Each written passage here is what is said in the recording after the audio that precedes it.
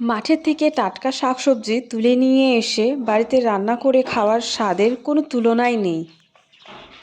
তাই চলে আসলাম মাঠে, কারণ যে রান্নাটি আজকে আমি তোমাদের সাথে শেয়ার করব সেই জিনিসটা এই মাঠে থেকেই তুলে নিয়ে যাব। মাঠের থেকে গাঠি কচু নিয়ে এসে এটাকে প্রথমে জল দিয়ে ধুয়ে পরিষ্কার করে নিয়েছি। আর এই গাঠি কচুর আসল স্বাদ পেতে আজকের রান্নাটি একটু অন্যরকমভাবে করব।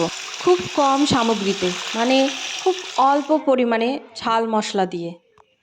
তো চলো ভিডিওটি শুরু করি।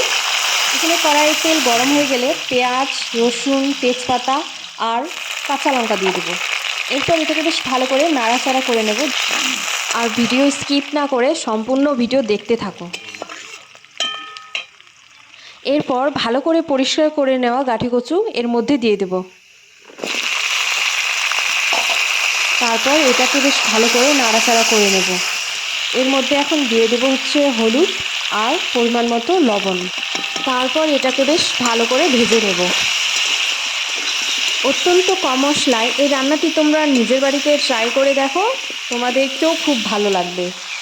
আর এখন কিছু কাঁচা লঙ্কা এর মধ্যে দিয়ে দেব।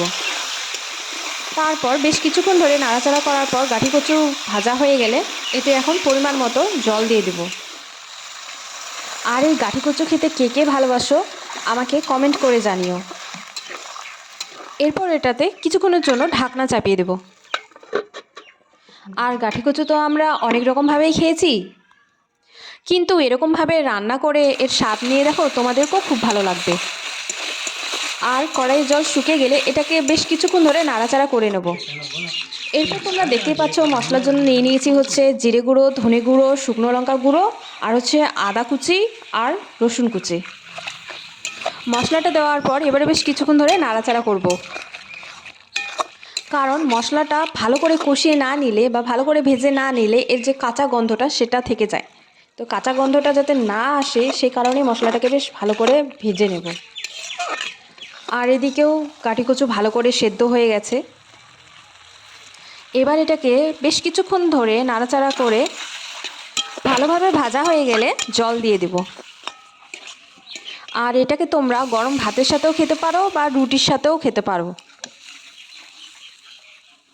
এবার এটাকে বেশ ভালো করে মিক্স করে নেব। আর এই রেসিপিটা তোমাদেরকে কেমন লাগলো আমাকে কমেন্ট করো। আর বেশি দেরি না করে নিত্য নতুন রেসিপি পেতে আমার চ্যানেলটাকে সাবস্ক্রাইব করে দাও।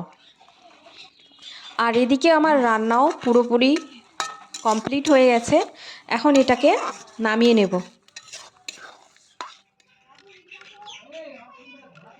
তাহলে আজকের ভিডিও এই পর্যন্ত। তাহলে দেখা হচ্ছে নেক্সট ভিডিওতে।